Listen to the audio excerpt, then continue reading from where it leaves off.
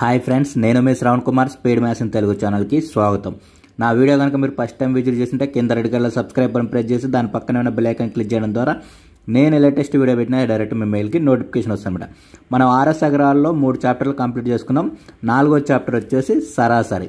So దీన్ని ఇంగ్లీష్లో average అని అంటారు. సో సరాసరి అనే చాప్టర్ చాలా వెరీ వెరీ ఇంపార్టెంట్ అనమాట. సో ఈ చాప్టర్లోని మొత్తం ప్రాబ్లమ్స్ ఒకటే ఫార్ములా మీద బేస్ అయి ఉంటుంది అనమాట. ఆ ఫార్ములా ఏంటంటే సరాసరి ఈజ్ ఈక్వల్ టు రాసుల మొత్తం బై రాసుల సంఖ్య. సరాసరి కనుక్కోవాలంటే మనం రాసుల మొత్తం బై రాసుల సంఖ్య వేస్తే మనకు సరాసరి అనేది వస్తుంది అనమాట. అదే రాసుల సంఖ్య కనుక్కోవాలంటే ఈ సరాసరిని ఇటు పంపించాలి. పంపిస్తే ఏమవుతుందంటే సో ఈ రాసుల సంఖ్య ఈజ్ ఈక్వల్ టు రాసుల మొత్తం బై సరాసరి అవుతుంది.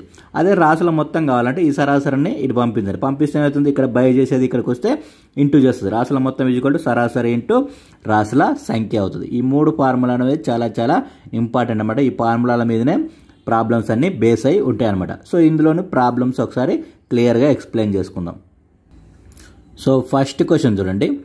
డేవిడ్కు వరుసగా 76, 65, 82, 67, 85 మార్కులు English, maths, physics, chemistry and బయాలజీలో 100కు గాను వచ్చాయన్నమాట. అంటే 100 మార్కులకు గాను వీళ్ళకు 76, 65, 82, 67, 85 మార్కులని ఈ ఇంగ్లీషు, మ్యాథ్స్, ఫిజిక్స్, కెమిస్ట్రీలో వచ్చాయన్నమాట. అయినా అతని యొక్క సరాసరి మార్కులు ఎన్ని, అంటే అతనికి యావరేజ్గా ఎన్ని మార్కులు వచ్చాయని కనుక్కోమని అడిగిందనమాట. సో ఇప్పుడు మన ఫార్ములా ఏంది, సరాసరి ఈజ్ ఈక్వల్ టు రాసుల మొత్తం బై రాసుల సంఖ్య. సరాసరి ఈజ్ ఈక్వల్ టు ఏంటి అంటే సరాసరి ఈజ్ ఈక్వల్ టు రాసుల మొత్తం, అంటే రాము అంటే రాసుల మొత్తం బై రాసుల సంఖ్య అనమాట. సో ఇప్పుడు చూడండి, రాసుల మొత్తం అంటే ఇవన్నిటిని కూడండి. కూడితే ఏమవుతుంది, 76 plus 65 plus 82 plus 67 plus 85 by రాసుల సంఖ్య. రాసుల సంఖ్య అంటే ఇవి ఎన్ని ఉన్నాయో చూసుకోండి. సో మొత్తం ఎన్ని ఉన్నాయి, 1 2 3 4 5 సబ్జెక్టులు కాబట్టి 5. రాసుల సంఖ్య అంటే 5. ఎన్ని ఉన్నాయంటే 5 సబ్జెక్టులు కాబట్టి 5 రాసుకున్నాం. 5 సబ్జెక్టులలో వచ్చిన మార్కులు ఎన్ని, 76 plus 65 plus 82 plus 67 plus 85. So ఇప్పుడు సరాసరి కనుక్కోండి. సో ఇప్పుడు కూడండి. కూడితే ఏమొస్తుంది, 76 ప్లస్ 65 ఎంత, 76 ప్లస్ 65 141. 141 ప్లస్ 82 ఎంత, 223. 223 ప్లస్ 67 ఎంత, 290. 290 ప్లస్ 85 ఎంత, 375. 375 బై 5. సో కొట్టండి, 5 1 5, 5 ఏళ్ళ 35. 35 అంటే 2 ఉంటుంది, 5 5ల 25. సో అతని యొక్క సరాసరి మార్కులు ఎన్ని, 75 అనమాట. సో అతనికి యావరేజ్గా వచ్చిన మార్కులు ఎన్ని, 75 మార్కులు అనమాట. సో నెక్స్ట్ ప్రాబ్లం చూద్దాం. సో నెక్స్ట్ సెకండ్ ప్రాబ్లం చూడండి. అరుణ్ ఉద్దేశంలో తన బరువు 65 కేజీలు 72 కేజీల మధ్య ఉందని, అరుణ్ సోదరుని ఉద్దేశం మాత్రం అరుణ్ బరువు 60 కేజీలు 70 కేజీల మధ్యలో ఉందని, వాళ్ళ తల్లి ఉద్దేశం 68 కేజీలకు మించదని వారి అంచనాల్లో ముగ్గురు సరిగ్గానే ఊహించి అరుణ్ సంభావ్య విభిన్న వయసుల సగటు ఎంత అన్నాడు. వీళ్ళ ముగ్గురు యొక్క ఉద్దేశాన్ని బట్టి అంటే ఈయన వయసు యొక్క సగటు ఎంతో మనం కనుక్కోవాలి. సో ఫస్ట్ అరుణ్ యొక్క ఉద్దేశం ఏంటి, అరుణ్ యొక్క ఏజ్ని నేను ఎక్స్ అని అనుకుంటా. అరుణ్ యొక్క ఏజ్ని ఎక్స్ అని అనుకుంటా. మరి ఈయన ఉద్దేశం ప్రకారం ఈయన బరువు ఎంత ఉండాలట, 65 కేజీలకు 72 కేజీలకు మధ్యలో ఉండాలి. అంటే 65 కేజీల కంటే ఎక్కువ, అదే 72 కేజీల కంటే తక్కువ. అంటే ఈ రెండింటి మధ్యలో ఉండాలని ఈయన అరుణ్ యొక్క ఉద్దేశం. మరి అరుణ్ సోదరుని యొక్క ఉద్దేశం ఏంది, అరుణ్ బరువు 60 కేజీలకు 70 కేజీలు, అంటే 60 కేజీలకు కంటే ఎక్కువ, 70 కేజీల కంటే తక్కువ ఉందను. అంటే 60 కేజీలకు 70 కేజీలకు మధ్యలో ఉంది. మరి ఏమో తల్లి యొక్క ఉద్దేశం ఏంది, 68 కేజీల కంటే 68 కేజీలని మించరాదనమాట. అంటే 68 కేజీల కంటే 68 కేజీల కంటే తక్కువ ఉంది. ఈయన యొక్క ఏజీ 68 కేజీల కంటే తక్కువ ఉంది. సో ఈ ముగ్గురు ఉద్దేశాలు ఒకసారి చూడండి. ఈడు 60 కేజీలకు 70 కేజీలకు మధ్య ఉందన్నాడు. ఏమో 68 కేజీలు అసలు దాటలేదు అంటాడు. సో వీడేమో 65 కేజీలకు 72 కేజీలకు మధ్యలో ఉంది. సో ఇక్కడ చూడండి, 60 ఇది 65, అంటే ఇక్కడ 65 ఇక్కడ 68. 68 కంటే దాటదు, అంటే 70 ఉండదు, 72 కూడా ఉండదు. సో ఇప్పుడు చూడండి 65 కంటే ఎక్కువ, మరి 60 ఉంటుందా? ఉండదు. సో 65 కంటే ఎక్కువ 68కి దాటకుండా ఉండే 2 ఏజీలను మనం తీసుకోవాలి.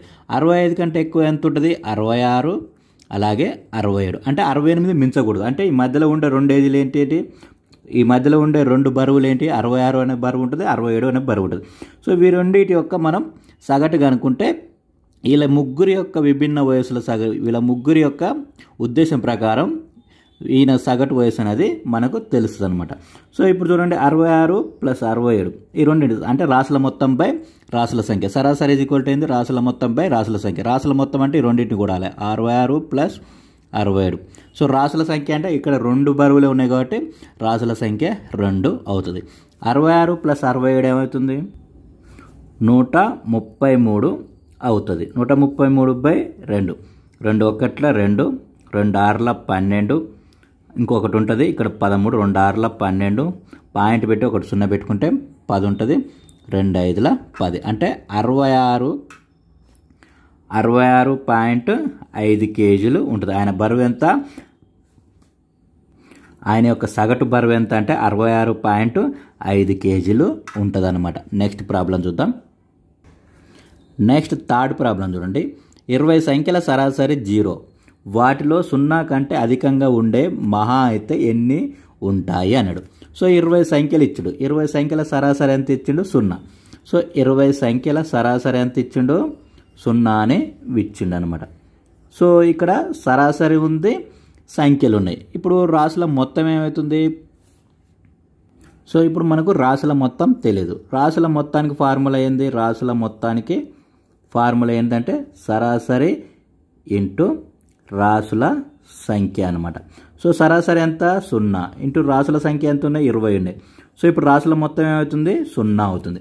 అంటే మనం 20 రాసుల్ని ఒకవేళ కూడితే మనకు 0 రావాలి. సపోజ్ అందులో 19 సంఖ్యలు ప్లస్ నెంబర్స్ అయి ఉండి ఒక సంఖ్య మైనస్ నెంబర్ అయి ఉందనుకోండి. సో ఒక సంఖ్య మైనస్ నెంబర్ అయి ఉంటే అప్పుడు మనకు రాసుల మొత్తం అనేది 0 అవుతుంది. సపోజ్ ఎందుకు 0 అవుతుంది చూడండి. 19 సంఖ్యలను కూడితే మనకు ఒకటి 200 వాల్యూ వచ్చింది అనుకోండి సపోజ్ ఎగ్జాంపుల్గా. అదే 20వ సంఖ్య -200 ఉంటే ఈ 200 పోతే మనకు 0 వస్తుంది. సో కాబట్టి మ్యాక్సిమంగా 0 కంటే అధికంగా ఉండేవి ఎన్ని ఉంటాయి అంటే 19 సంఖ్యలు ఉంటాయి.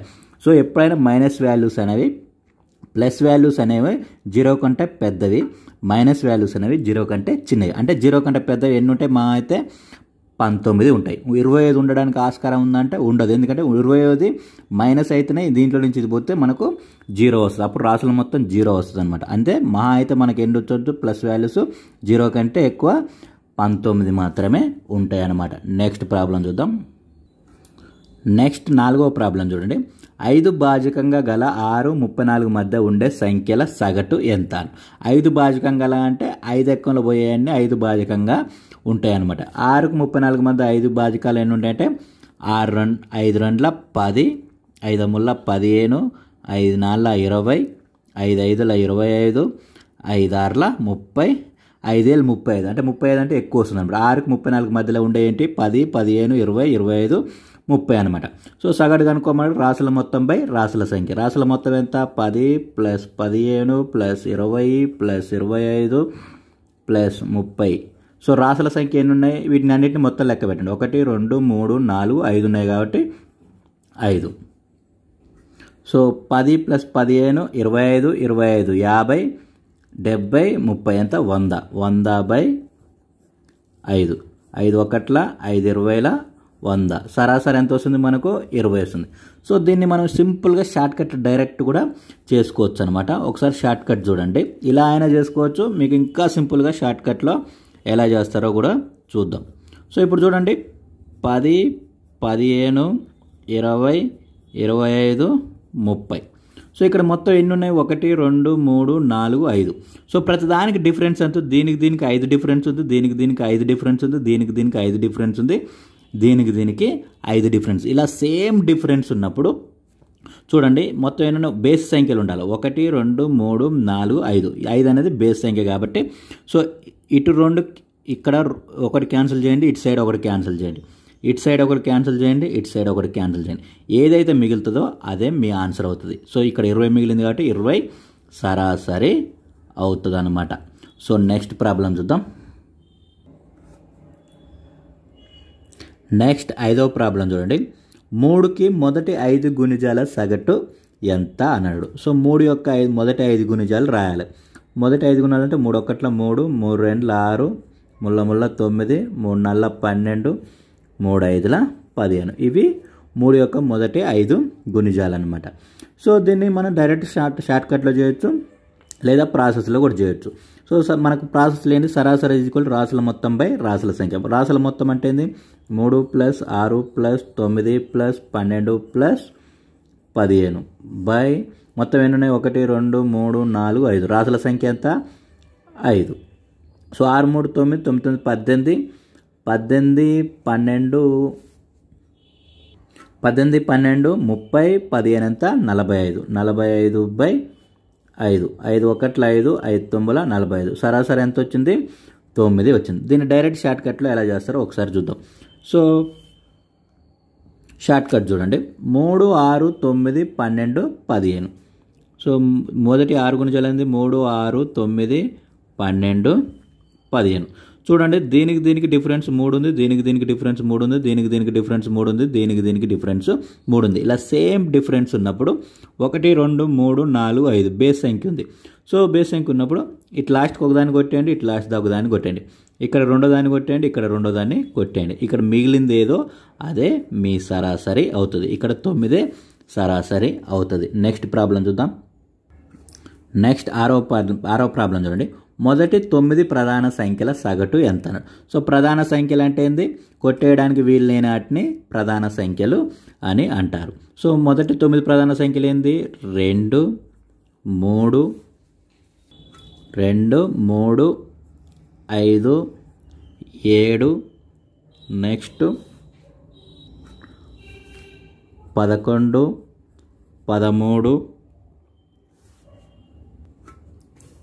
17 19 23. మొత్తం లెక్క పెట్టండి. 1 2 3 4 5 6 7 8 9 వచ్చినాయి. సో ఇవి మొదటి 9 ప్రధాన సంఖ్యలు. సో వీటి సగటు కనుక్కోమని అడిగిండు. సో వీటి సగటు ఎంత? సో దీన్ని డైరెక్ట్ షార్ట్ కట్ చేద్దామని చేయొచ్చు. అంటే దీనికి డిఫరెన్స్ 1 ఉంది, దీనికి డిఫరెన్స్ 1 ఉంది, దీనికి డిఫరెన్స్ 2 ఉంది. సో ఇలా డిఫరెన్స్ వేరు ఉంటే దీన్ని డైరెక్ట్ షార్ట్ కట్లో చేయలేం.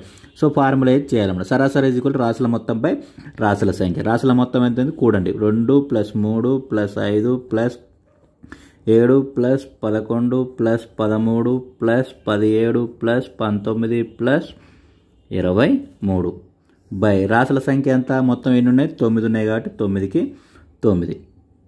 సో ఇప్పుడు చూడండి. సో 23 + 7 ఎంత? 30. అలాగే 17 + 13 ఎంత? 30. 30 30 60. 11 + 19 ఎంత? 30. 60 30 ఎంత? 90. 5 3 8 + 2 ఎంత? 10. 90 + 10 ఎంత? 100. 100/9. దీన్ని పూర్ణాంకాలలో రాస్తే ఏమవుతుంది? 11 పూర్ణాంకం 1/9 అంటే 11 9 99 + 1 ఏమంటే 100/9 అవుతుంది. సో మన ఆన్సర్ ఏమవుతుంది? 11 పూర్ణాంకం 1/9 అనేది మన ఆన్సర్ అవుతుంది. అదే 100/9 అంటే 100/9 పెట్టండి. 11 పూర్ణాంకం 1/9 పెడితే 11 పూర్ణాంకం 1/9 అనేది మీ ఆన్సర్గా పెట్టండి. సో మొదటి 9 ప్రధాన సంఖ్యల సగటు ఎంత? 11 పూర్ణాంకం 1/9 అనేది మన ఆన్సర్ అవుతుంది అనమాట. ఓకే ఫ్రెండ్స్, ఇది వాటి క్లాస్. నెక్స్ట్ క్లాస్ మళ్ళీ కలుద్దాం. Thank you friends. Thank you for watching.